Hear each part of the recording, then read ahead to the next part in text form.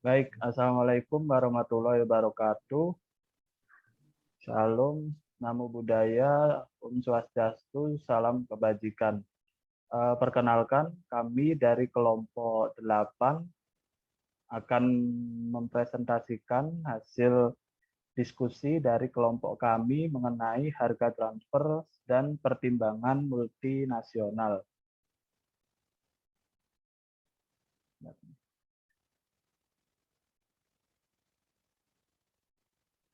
Sebelumnya perkenalkan anggota dari kelompok kami, kelompok 8, ada saya sendiri, Rifki Indra Widianarto, dan yang kedua ada Wahyu Darmawan, yang ketiga ada Winti Agung Nugraha, yang ketiga ada Ernawati Senolangi, yang kelima ada Maharani Liksaryayu Anggini.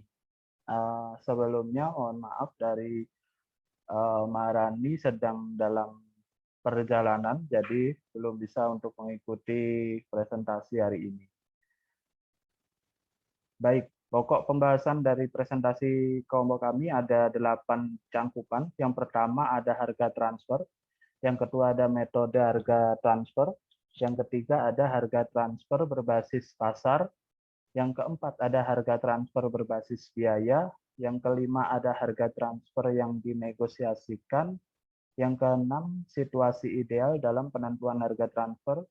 7, penetapan harga transfer multinasional dan pertimbangan pajak. Dan yang terakhir ada pertimbangan transfer pricing dalam lingkup multinasional. Baik, untuk slide selanjutnya akan dijelaskan oleh rekan kami. Ya, baik. Di sini saya akan menjelaskan pokok pembahasan yang pertama, yaitu harga transfer. Nah, harga transfer itu merupakan harga yang dibebankan oleh suatu subunit atau departemen atau divisi untuk suatu produk atau jasa yang dipasok ke subunit yang lain di organisasi yang sama. Harga transfer tersebut menciptakan pendapatan untuk subunit yang memasok dan harga pembelian untuk subunit yang menerima. Bisa di next.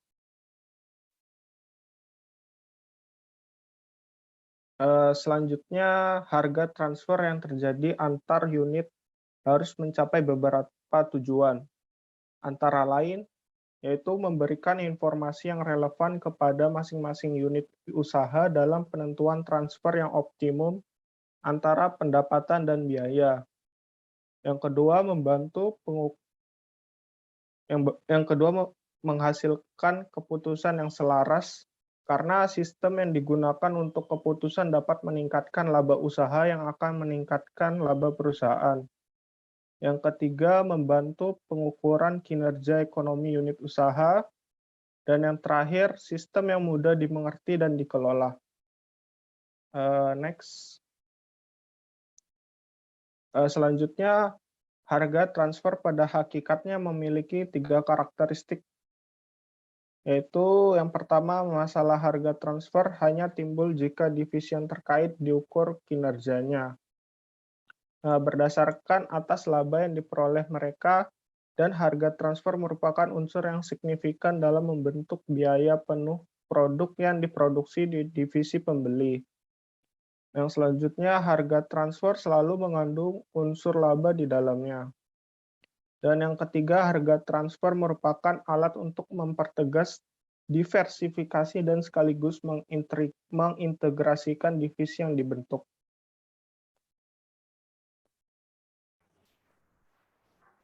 Nah, baik, selanjutnya akan dilanjutkan oleh rekan saya. Transfer. Terdapat 3 metode untuk menentukan harga transfer. Yang pertama, harga transfer berdasarkan pasar. Pada metode ini, manajemen puncak dapat memilih untuk menggunakan harga dari produk atau jasa yang serupa yang secara publik terdaftar. Manajemen puncak juga mungkin dapat menggunakan harga eksternal yang dibebankan oleh suatu subunit kepada pelanggan luar sebagai harga internal. Selanjutnya, harga transfer berdasarkan biaya. Pada metode ini, manajemen puncak juga bisa memilih harga transfer yang didasarkan pada biaya untuk memproduksi produk yang dipertanyakan tersebut. Biaya transfer yang digunakan dalam harga transfer berdasarkan biaya dapat berupa biaya aktual atau biaya yang dianggarkan. Selanjutnya, harga transfer yang dinegosiasikan. Dalam beberapa kasus, subunit dari suatu perusahaan bebas untuk menegosiasikan harga transfer antara diri mereka sendiri dan kemudian untuk memutuskan apakah akan membeli atau menjual secara internal atau melakukan negosiasi dengan pihak eksternal. Selanjutnya, harga transfer berbasis pasar. Dengan menggunakan harga pasar sebagai harga transfer, produk atau jasa pada umumnya mengarahkan manajemen menuju keputusan yang optimal apabila ketiga kondisi berikut terpenuhi. Yang pertama itu, tidak ada biaya dan manfaat tambahan terhadap perusahaan jika perusahaan membeli atau menjual di pasar eksternal. Selanjutnya, tidak ada pasar untuk produk intermediasi yang merupakan pasar persaingan sempurna. Yang ketiga, saling ketergantungan antara subunit kecil. Selanjutnya,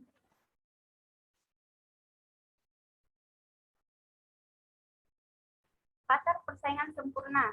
Pada pasar persaingan sempurna terjadi ketika terdapat produk yang homogen dengan harga pembelian yang sama dengan harga penjualan dan tidak ada pembeli atau penjual individual yang dapat mempengaruhi harga tersebut dengan tindakan mereka.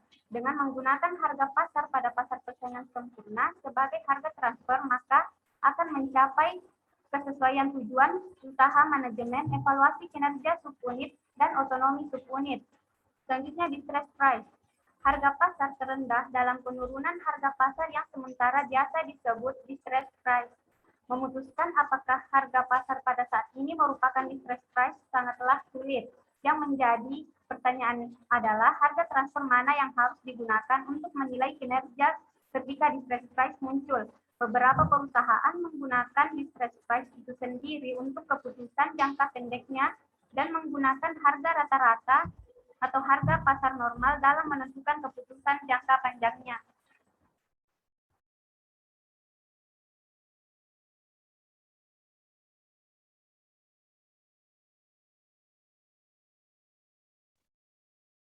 Baik, selanjutnya akan diteruskan oleh rekan kami.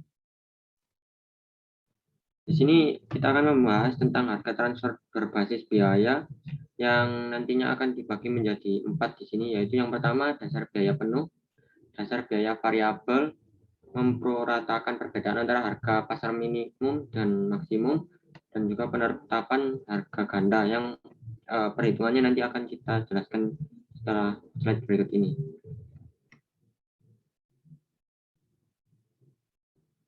Yang pertama adalah contoh harga transfer dengan biaya penuh. Di sini kita mengambil contoh yaitu Oki Corp, di mana perusahaan ini memiliki 2 divisi, yaitu divisi A dan B, yang dibentuk sebagai pusat laba dari perusahaan Oki ini. Divisi A itu menghasilkan suku cadang Ki dan dijual di pasar luar sebanyak 10%, dan sisa dari produksinya itu akan ditransfer ke divisi B. Nah, manajer divisi A dan divisi B sedang mempertimbangkan penentuan harga transfer suku cadang Ki untuk tahun anggaran. Ya, menurut anggaran divisi A akan beroperasi pada kapasitas normal sebanyak 1.000 unit dengan taksiran biaya penuh untuk anggarannya sebagai berikut. Yang pertama ada biaya produksi sebesar 200 juta, dan yang kedua ada biaya administrasi dan umum sebesar 50 juta, dan yang terakhir adalah biaya pemasaran dari produknya sebesar 20 juta. Yang itu nantinya akan ditotal sebesar 270 juta. Yang ini nantinya akan menjadi total biaya penuh dari divisi A. Nah, sedangkan total aktiva yang diperkirakan pada awal tahun anggaran adalah sebesar 1 miliar, dan laba yang diharapkan yang dinyatakan dalam ROI sebesar 20%. Jadi kita diminta untuk menentukan harga transfer untuk suku cadang Ki tersebut. Nah, perhitungannya seperti ini ya. Pertama kita menghitung markup-nya terlebih dahulu.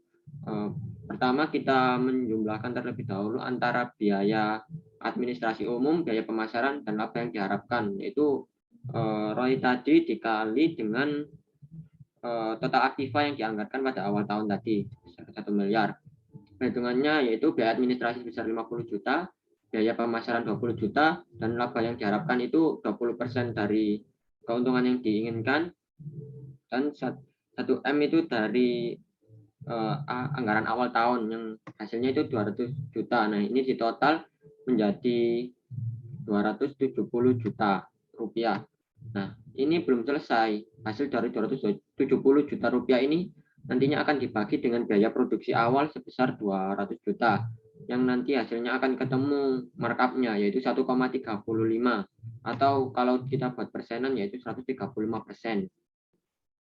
Nah, setelah itu kita baru bisa menentukan perhitungan harga transfer, di mana yang pertama biaya produksi awal tadi 200 juta itu ditambah dengan markup, yaitu total dari markup itu tadi 135% dikali dengan biaya produksinya 200 juta, yang nantinya akan ketemu 270 juta.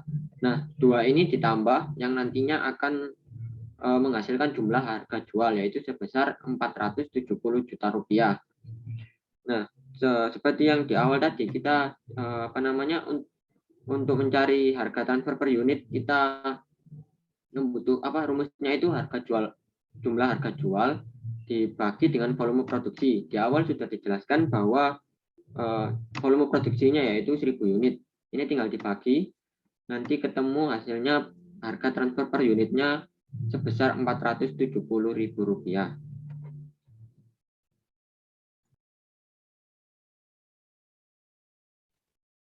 Baik, ya, selanjutnya akan dilanjutkan oleh rekan saya. Baik, di sini saya akan melanjutkan. Nah, tadi sudah dijelaskan mengenai menggunakan full costing. Nah, selanjutnya saya akan menjelaskan mengenai biaya variabel atau variable costing. Nah, contohnya ini misalkan ada biaya variabel yaitu biaya produksi variabel sebesar 150 juta, biaya administrasi umum variabel sebesar 10 juta, biaya pemasaran variabel sebesar 5 juta. Nah, kemudian biaya variabel ini ditotalkan.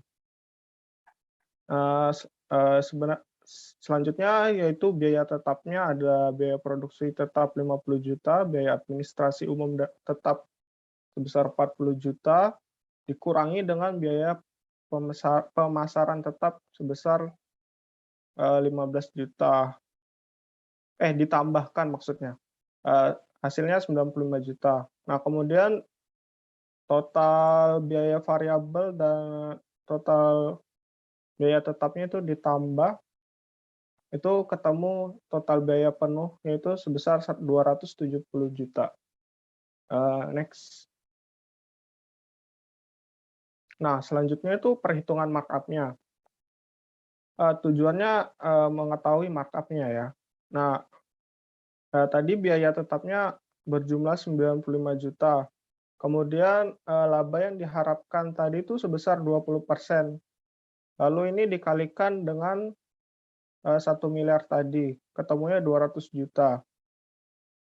Nah, 295 juta ini kemudian dikurangi jumlah biaya variabel yang sebelumnya kita hitung tadi.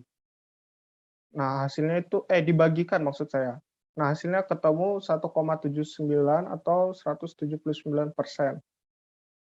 Nah, kemudian penghitungan harga jualnya yaitu biaya variabel sebesar 165 juta ditambahkan dengan markup dari biaya variabel tadi dikalikan biaya variabel yaitu sebesar 295 juta. Nah, kemudian jumlah harga jualnya sebesar 460 juta, lalu apabila volume produksinya sebesar 10.000 kilo, maka harga jual per kilonya sebesar 4.600. Next. Nah, selanjutnya harga transfer yang dinegosiasikan. Harga transfer yang dinegosiasikan muncul dari proses tawar-menawar antara divisi penjual dan divisi pembeli. Penentuan harga transfer itu berdasarkan negosiasi atau proses tawar-menawar. Jika setiap divisi atau perusahaan dalam grup perusahaan multinasional memiliki komitmen otonomi atau desentralisasi, maka setiap manajer akan melakukan negosiasi apabila akan dilakukan transfer barang atau jasa. Dalam negosiasi manajer, manajer harus memperlihatkan biaya produksi dan harga pasar. Dan mereka juga harus memiliki pengetahuan yang bagus tentang keinginan perusahaan secara keseluruhan. Harga keseluruhan negosiasi mencerminkan perspektif kontrol yang inheren dalam pusat-pusat pertanggungjawaban. Karena setiap divisi yang berkepentingan tersebut pada akhirnya yang akan bertanggung jawab atas harga transfer yang dinegosiasikan. Lantas, mengapa sih harus pakai metode ini?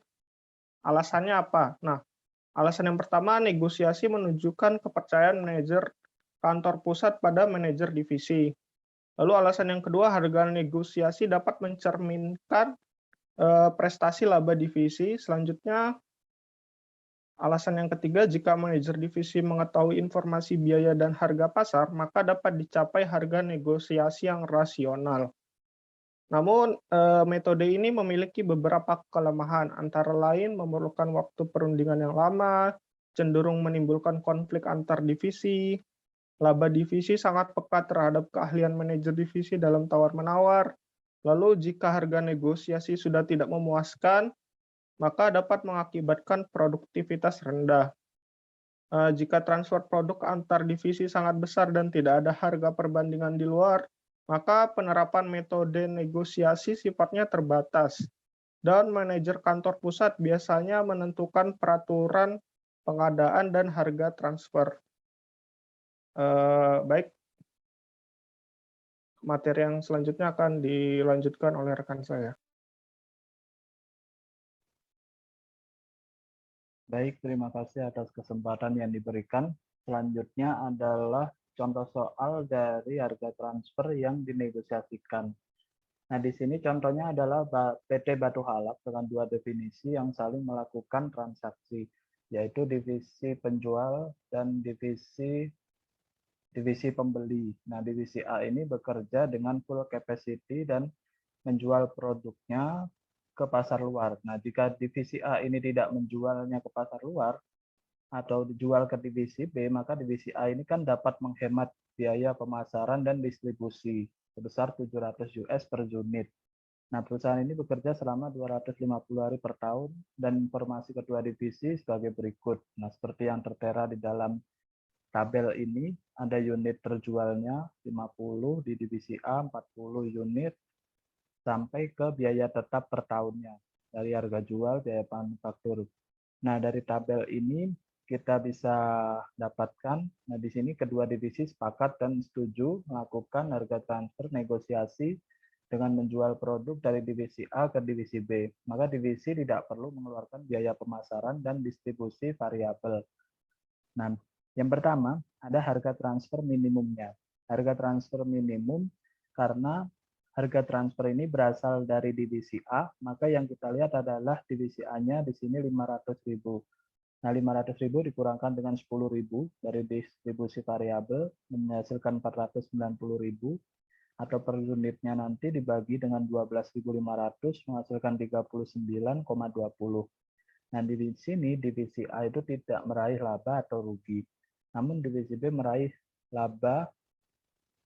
Divisi B-nya yang meraih laba itu sebesar 40 kali 10.000 menghasilkan 400.000. Pada harga transfer maksimumnya, di sini menggunakan 500.000 atau per unit, 500.000-nya langsung dibagi dengan 12.500, menghasilkan 40 US per unit. Nah, di sini kedua divisi hendak merealisasikan harga transfer negosiasi yang sudah disepakati, yaitu 40 ditambah dengan 39,20. Nah, jadi harga transfer minimum sama maksimumnya tadi dijadikan satu atau dijumlahkan lalu dibagi dua, menghasilkan 39,60. Nah, di sini tambahan laba terhadap divisi A itu diambil dari 39,60 dikurangi dengan 39,20 dikalikan dengan 40 unit, menghasilkan 16 US per unit atau per harinya sebesar 16 kali 10.000 atau 160.000. Nah, tambahan pada laba divisi B itu 40 dikurangi 39,60 dikali 40 sama dengan 16 US per unit. Nah, tambahan laba untuk perusahaan secara keseluruhan maka didapatkan 40 kurangi 39,20 kali 40 sama dengan 0,8 kali 40 sama dengan 32 US per unit. Nah, selanjutnya ada metode arbitrase. Nah, metode arbitrase ini penyelesaian konflik. Nah, metode ini biasanya digunakan itu untuk menengahi jika timbul kebuntuan atau konflik antar manajer divisi dalam negosiasi harga transfer lembaga arbitrase, menyelesaikan masalah antar divisi dalam penentuan harga transfer, mengkaji perubahan sumber pengadaan, dan mengubah aturan penentuan harga transfer. Nah, kenapa metode ini digunakan? Karena biasanya pada setiap divisi itu kan pasti ada manajernya sendiri.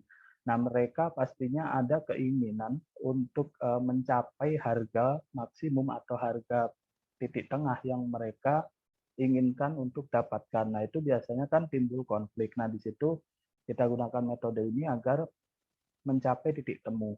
Nah, di sini yang sebagai arbitrasornya itu adalah direksi atau top management, jadi manajemen yang lebih atasnya. Selanjutnya, situasi ideal dalam penentuan harga transfer. Situasi ideal ini ada 6. Yang pertama ada orang-orang yang kompeten. Nah, orang-orang kompeten ini pastinya para manajer ya yang harus memperhatikan kinerja jangka panjang dari pusat tanggung jawab mereka. Nah, sama kinerja jangka pendeknya. Adapun staf yang terlibat dalam negosiasi dan arbitrase harga transfer juga harus kompeten. Yang kedua ada atmosfer yang baik. Semua manajer harus menjadikan profitabilitas sebagaimana diukur dalam laporan laba rugi mereka sebagai cita-cita yang penting dan pertimbangan yang signifikan dalam penilaian kinerja mereka. Selain itu, mereka juga harus memandang bahwa harga transfer yang disepakati itu harus adil antar divisi yang terlibat. Yang ketiga ada harga pasar. Harga transfer yang ideal itu adalah berdasarkan harga pasar normal dan mapan dari produk identik yang sedang ditransfer.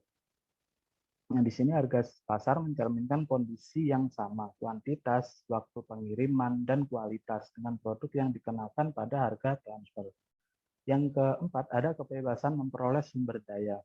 Nah, di sini para manajer sebaiknya itu memilih alternatif yang paling baik untuk mereka. Manajer itu harus bebas untuk membeli dari pihak luar, dan manajer penjualan harus bebas untuk menjual ke pihak luar. Nah, dalam keadaan seperti ini kan kebijakan harga transfer akan memberikan hak kepada setiap manajer pusat laba untuk berurusan baik dengan pihak di dalam maupun di luar perusahaan, sesuai dengan penilaian mereka masing-masing.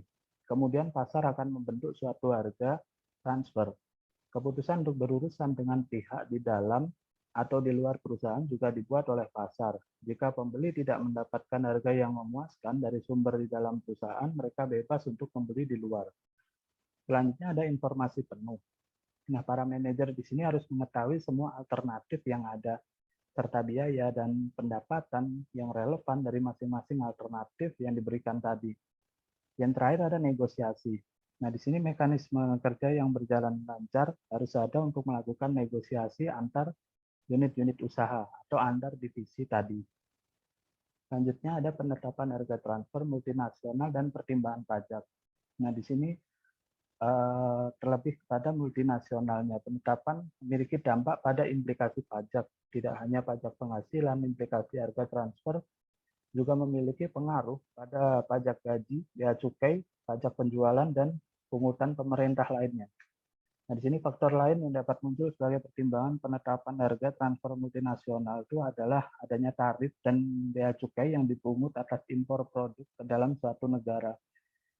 Nah, seperti halnya penetapan harga transfer terkait pajak penghasilan, perusahaan akan menurunkan harga transfer untuk produk yang diimpor ke suatu negara untuk mengurangi tarif dan bea cukai yang dikenakan kepada produk tersebut. Nah, selanjutnya, yang terakhir ada pertimbangan dalam penentuan harga transfer di lingkup multinasional. Yang pertama pastinya tidak jauh dari perpajakan. Nah, tingkat pajak penghasilan efektif dapat memiliki perbedaan yang sangat jauh di masing-masing negara asing. Nah, sistem harga transfer memungkinkan pengalian keuntungan ke negara dengan tingkat pajak rendah.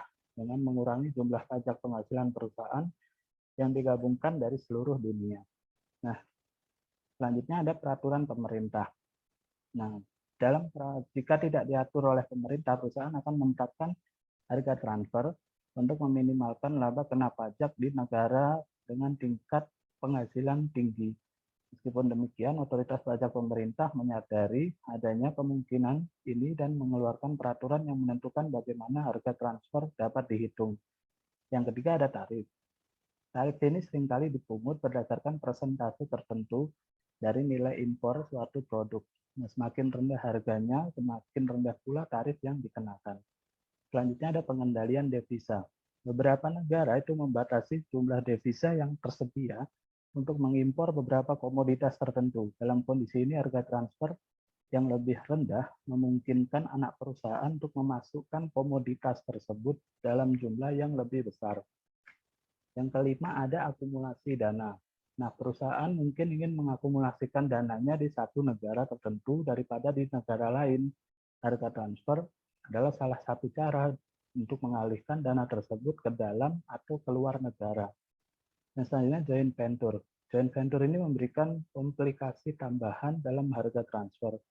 Andai kata sebuah perusahaan mempunyai operasi joint venture di negara lain dengan perusahaan lokal, jika induk perusahaan membebankan harga lebih tinggi bagi komponen yang dikirimkan ke mitra joint venture, kemungkinan besar akan menolak harga tersebut karena harga itu akan memperkecil laba operasinya dan mengakibatkan bagian keuntungan dari mitra joint venture tersebut juga semakin kecil. Baik, sekian presentasi dari kami semua kelompok 8. Jika ada kurang lebihnya kami mohon maaf. Wassalamualaikum warahmatullahi wabarakatuh.